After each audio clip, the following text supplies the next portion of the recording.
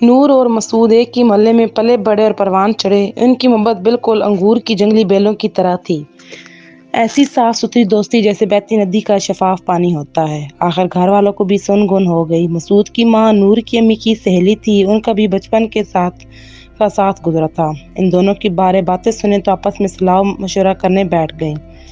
ایک نے دوسرے سے کہا، بہن زمانہ ہمارے بچوں کے بارے باتیں بنا رہا ہے، اس سے پہلے کہ کوئی بے پرکی اڑائے کیوں نہ ہم سہیلیوں کے ساتھ ساتھ سمدھنے بھی بن جائیں۔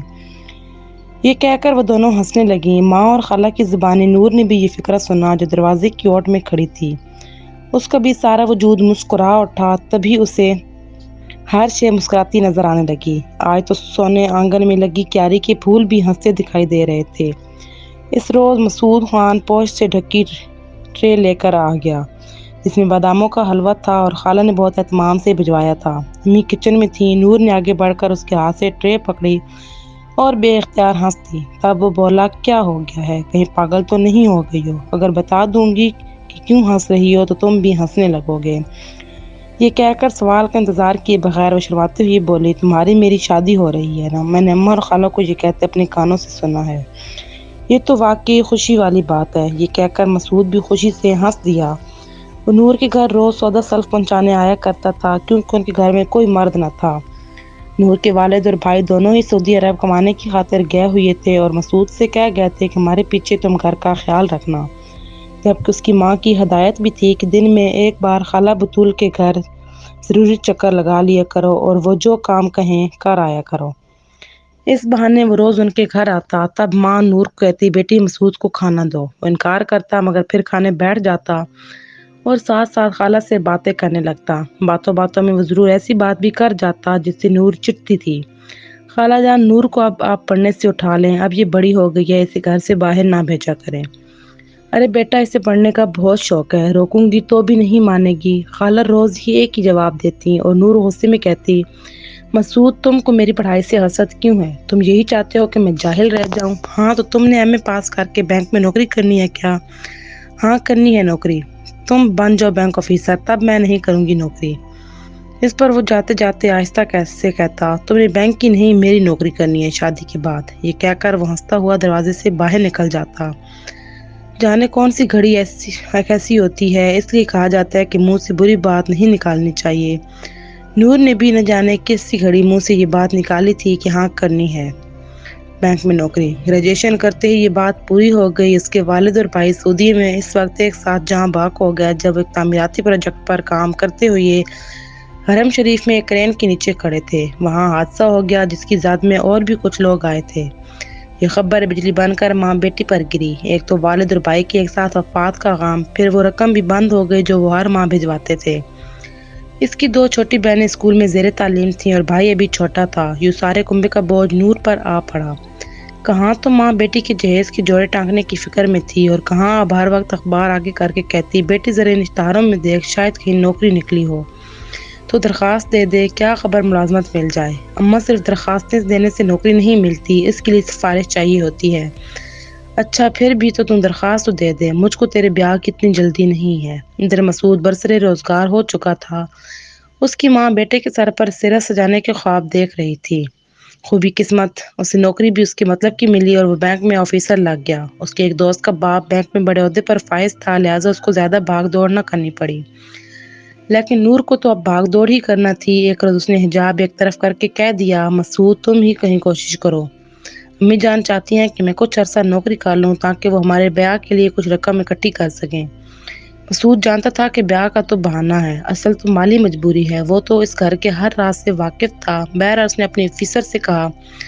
انہی دنوں کچھ اسامیاں نکلیں اور اس کی کوشش سے نور کو بھی اسی بینک میں ملازمت مل گئی جہاں وہ خود کام کر رہا تھا۔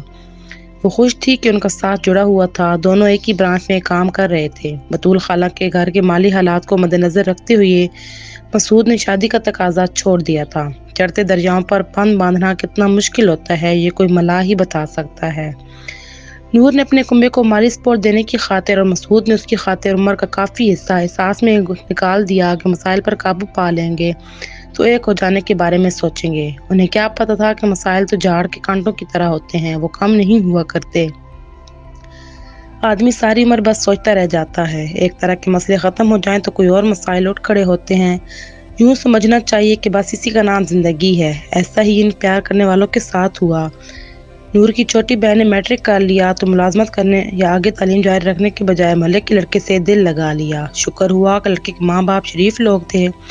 جو ہی ان کو پتہ چلا وہ لڑکی گھر رشتہ لینے آ گئے۔ وہ خالہ بطول کے دکھ درد سے واقف تھے، ان کو مزید دکھوں سے بچانا چاہتے تھے،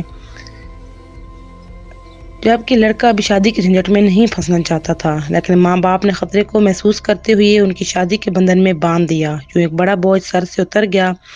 نور اور اس کی ماں نے سکھ کا سانس لیا۔ راشتہ سے چھوٹی رانیہ ابھی 8ویں میں تھی۔ ماں کا خیال تھا کہ یہ لڑکی سنجیدہ اور ہمدرد دل والی ہے، میٹرک کر لے تو اس کو ٹیچر ٹریننگ کا کورس کروا دیں گے، یہ کسی اسکول میں استانی لگ جائے گی تو نور کی شادی کر دوں گی۔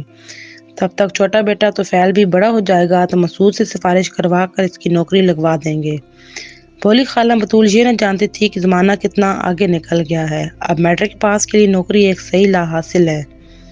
خیر مائیں بیچاریاں تو کیا نہیں سوچتی۔ وہ نور سے بھی کہتی، بیٹی تو نے بڑی قربانی دی ہے، بس اب منزل قریب ہے۔ طفیل کی نوکری ہوتے ہی تو ہمارے گھر کے بکھیڑوں سے آزاد ہو جائے گی اور میں تجھ کو تیرے گھر کا کر دوں گی۔ نور کی چھوٹی بہن رانیہ تو سب سے تیز نکلی۔ 2 سال 8ویں جماعت میں فیل ہوتی رہی۔ اس کے بعد اس نے وہی چال چلن اختیار کیا جو راشتہ نے کیا تھا، مگر یہ تیر نشانے پر نہ بیٹھ سکا۔ لڑکا دھوکہ دے کر غائب ہو گیا اور رانیہ پڑھائی چھوڑ سوگوار منانے بیٹھ گئی۔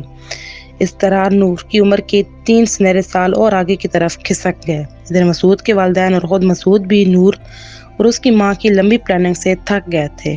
اب مسعود کا رویہ پہلے جیسا نہ رہا تھا۔ اس کا آنا جانا خالہ بطول کے گھر کم ہوتے ہوتے ترک تعلق تک آ گیا۔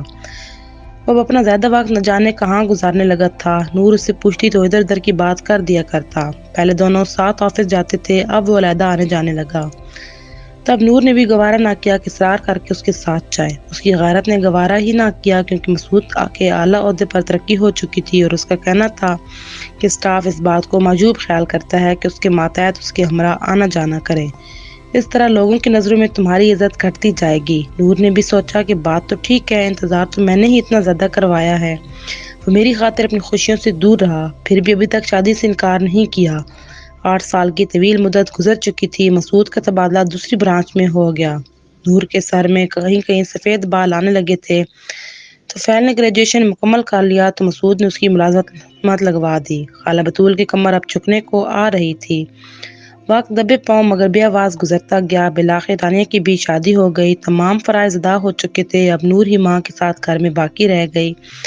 اب وہ ہر وقت سنجیدگی سے اپنے بارے میں سوچتی تھی۔ ادھر مسعود اعلیٰ عہدے پر پہنچ کر اس قدر مصروف ہو گیا کہ وہ ہفتوں اس کی ایک جھلک دیکھنے کو ترسنے لگی۔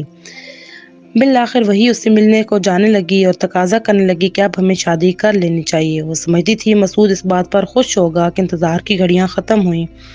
وہ وقت آ ہی گیا جس کا اسے بے قراری سے انتظار تھا۔ اس کا خیال تھا کہ جو ہی میں اسے شادی کا کہوں گی وہ فوراً تاریخ کی بات کرے گا، مگر نور کو اس وقت بڑا دھچکا لگا جب اس نے بے قراری دکھانے کے بجائے بے نیازی اور سید موری سے کام لیا۔ نور کو لگا کہ وہ ٹال مٹول سے کام لے رہا ہو۔ وہ جب پوچھی تو بالآخر اس نے کہا کہ پہلے تمہارے حالات ٹھیک نہ تھے اور اب میرے حالات ٹھیک نہیں رہے ہیں۔ ابا جان کو کاروبار میں نقصان ہو گیا ہے، میری ساری تنخواہ گھر میں خرچ ہو جاتی ہے۔ کچھ دن گزر جانے دو، میں اتنی رقم اکٹھی کر لوں کہ ہماری شادی دھوم دھام سے ہو، تبھی اس مسئلے کو چھیڑیں گے۔ اس دوران وہ نور سے ملنے لگا تھا لیکن اصل بات نہ بتاتا تھا کہ اس نے چھپ کر شادی کر رکھی ہے، جس سے اس کے گھر والے بھی واقف نہ تھے۔ وہ آفس سے سیدھا سسرال چلا جاتا، رات 11-12 بجے تک بیوی کے پاس رہتا، پھر گھر آ جاتا۔ ماں سے کہہ رکھا تھا کہ وہ ایک جگہ پارٹ ٹائم جاب کر رہا ہے۔ ادھر خالہ بطول نے بھی مسعود کے گھر والوں سے شادی کا تقاضا شروع کر دیا۔ جب گھر والوں کی طرف سے دباؤ بڑھا تو مسعود نے نور سے کہا، نوری بات یہ ہے کہ مجھے باہر جانے کا چانس مل رہا ہے لیکن اس کے لیے کچھ رقم درکار ہے، تبھی میں پارٹ ٹائم جاب کر رہا ہوں۔ اگر تم میری مدد کر دو تو میں جلدی کورس مکمل کر کے واپس آ جاؤں گا اور تم کو دلہن بنا کر ساتھ لے جاؤں گا۔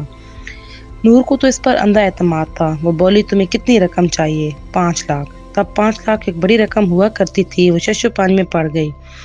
کچھ سوچنے کے بعد وہ بولی، طفیل نوکری پر لگ گیا ہے، اگر میں اپنی تنخواہ جمع کرتی رہوں تو 4 سال میں اتنی رقم جمع ہو جائے گی۔ کیا تم اس وقت تک انتظار کر سکتے ہو؟ نہیں، کیونکہ میں تو چانس کا انتظار کر سکتا ہوں مگر چانس میرا انتظار نہیں کر سکتا۔ میرے پاس صرف 6 ماہ کا وقت ہے، پھر فیس جمع کرانا ہوگی، بیرون ملک جانے کے لیے بینک بیلنس بھی شو کرنا ہوتا ہے، اس کا بھی انتظام رکھنا ہوگا۔ میں پہلے ہی لون لے چکا ہوں، تبھی تنخواہ سے رقم کٹ جاتی ہے، دوبارہ لون نہیں لے سکتا کیونکہ بیرونی ملک جا کر اگر مواقع اچھے دیکھے تو نوکری سے استعفیٰ بھی دے دوں گا۔ ہاں یہ ہو سکتا ہے کہ تم بینک سے کچھ لون لے لو، میں بعد میں لوٹا دوں گا۔ ٹھیک ہے، نور نے کہا، تم جس حد تک مجھے لون دلوا سکتے ہو دلوا دو، باقی جو میری جمع پونجی ہے وہ بھی لے لو، میری سال بھر کی تنخواہ بھی ہوگی، مجھے امید ہے کتنی رقم اکٹھی ہو جائے گی کہ تمہارا مسئلہ حل ہو جائے۔ سال بھر نور نے محنت کی، پائی جوڑ کر اور کچھ بہنوئی سے قرض لے کر 5 لاکھ مسعود کو دے دیے۔ وہ بہت حیران ہوا، وہ سمجھ رہا تھا کہ 5 لاکھ کا سن کر نور خاموش ہو جائے گی۔ بہرحال رقم لے کر وہ کچھ دنوں کے لیے غائب ہو گیا۔ دراصل وہ بینک کی جانب سے بینک کے خرچے پر 2 ماہ کے لیے ٹریننگ پر گیا تھا، جب لوٹا تو دوسرے شہر تبادلہ کروا لیا اور بیوی بچوں کو لے کر وہاں سے چلا گیا، جبکہ نور سمجھتی رہی کہ وہ بیرون ملک میں ہے۔ افسوس کہ مسعود نے اسے جھوٹا آسرا دیا تھا، جبکہ اس نے اپنی تمام جمع پونجی اس کے قدموں میں رکھ دی تھی۔ اسے 1 سال بعد مسعود کے گھر والوں سے پتہ چلا کہ وہ بیرون ملک سے آ گیا ہے اور اب دوسرے شہر میں ہے اور بہت کم گھر آتا ہے۔ نور کی قربانی رائے گاہ گئی، قرض اتارنے کی خاطر اسے زندگی کی معمولی آسائشوں کو بھی اپنے اوپر حرام کرنا پڑا۔ زندگی کی گاڑی آہستہ آہستہ آگے کو کھسکتی رہی، یوں ہی پائی جوڑتے قرض بھی اتر گیا، لیکن اس کے بعد نور کو رقم جمع کرنے کی ایسی عادت پڑ گئی کہ وہ کوڑی اور دھلا جوڑتی رہتی۔ کپڑے پرانے ہوں یا بد رنگ اسے پرواہ نہ ہوتی، سینڈل گھس جاتے، جوتی ٹوٹ جاتی، موچی سے ٹانکے لگوا کر پھر سے پہن لیتی۔ سہیلیاں اس کی حالت دیکھتی تو ان کو افسوس ہوتا، وہ زبردستی نئی جوتی لا کر پہنا دیتی۔ گھر میں سالن پکا ہوتا، اگر بھابھی کا موڈ دینے کا نہ ہوتا تو نور چٹنی سے روٹی کھا لیتی اور کبھی بھوکی سو جاتی، مگر اپنے لیے کچھ خرید کر نہ کھاتی۔ برسوں فروٹ نہ لیے آفس بھی بس میں جاتی، حالانکہ اب تنخواہ اتنی تھی کہ سہولت سے گاڑی خرید سکتی تھی، ڈرائیور رکھ سکتی تھی، وہ اب آفیسر بن چکی تھی۔ ماں سمجھاتی کہ کیوں اپنے اوپر خرچ نہیں کرتی ہو، کس کے لیے رقم جوڑتی رہتی ہو، یہ کس کا کام آئے گی، تم نے عمر بھر محنت کی ہے، اب اچھی زندگی گزارنے کا وقت آیا تو اتنی کفایت شعار ہو گئی ہو کہ بخیلوں کو پیچھے چھوڑ دیا ہے۔ ماں کے بار کہنے پر بالآخر ایک دن اس نے دل کی بات بتائی، بولی، ماں میں پاگل نہ ہوں اور نہ بخیل اور کنجوس، دفتر میں میرا سادہ حلیہ دیکھ کر کلیگ ہنستے ہیں، مگر مجھے پرواہ نہیں، مجھے تو بس بہت سے روپے جمع کرنے ہیں کیونکہ مجھے بیرون ملک مسعود کے پاس جانا ہے۔ ایسا نہ ہو کہ وقت پر رقم کم پڑ جائے۔ جب خالہ بطول نے یہ سنا تو ان کی آنکھوں سے آنسو ٹپ بہہ نکلے، کیونکہ ان کو تو خبر تھی کہ جس کا وہ انتظار کر رہی ہیں اس نے تو کبھی ان کی بیٹی کو بیانے کو آنا ہی نہیں ہے۔ وہ اپنا گھر بسا چکا تھا، بال بچوں والا ہو چکا تھا اور اپنے والدین کو بھی لے جا چکا تھا، ان کا مکان بک گیا تھا۔ کئی بار ماں نور کو یہ سب بتا چکی تھی، مگر اسے لگتا کہ یہ سب جھوٹ ہے۔ وہ اب بھی مسعود کا انتظار کر رہی تھی، کہتی تھی کہ سب لوگ اسے بدل کرنے کو ایسا کہتے ہیں، مسعود ایسا نہیں ہے، وہ کبھی اسے دھوکہ نہیں دے سکتا۔ انسان بھی بعض اوقات کس قدر مجبور ہو جاتا ہے، وہ خود فریبی کے سہارے زندہ رہنا چاہتا ہے، اپنے دکھ اپنے خوابوں میں چھپا لیتا ہے، کیونکہ اگر یہ خواب بھی کھو جائیں تو باقی کیا رہ جاتا ہے۔